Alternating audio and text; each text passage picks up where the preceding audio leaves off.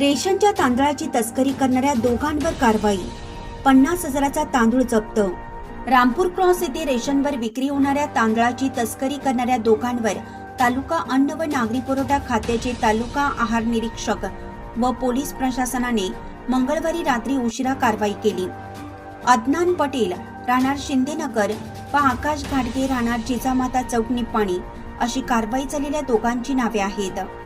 यावेळी 50,000 रुपये किमतीचा 1500 किलो तांदूळ व 2 वाहने असा एकूण 1.5 लाखाचा मुद्देमाल जप्त केला आहे. लखनापूर परिसरातून वरील संशयित दोघे जण रेशनवर विक्री होणाऱ्या तांदळाची कमी दराने खरेदी करून त्याची चढ्या दराने बाजारात विक्री करण्यासाठी कार व रिक्षातून तांदळाची पोती घेऊन जात असल्याची माहिती अन्न व नागरी पुरवठा खात्यासह पोलीस प्रशासनाला मिळाली.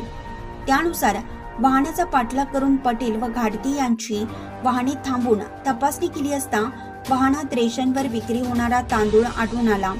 त्यानुसार दोघांवर तालुका आहार निरीक्षक अभिजित गायकवाड यांच्या फिर्यादीनुसार बसवेश्वर चौक पोलीस ठाण्यात गुन्हा दाखल करण्यात आला आहे.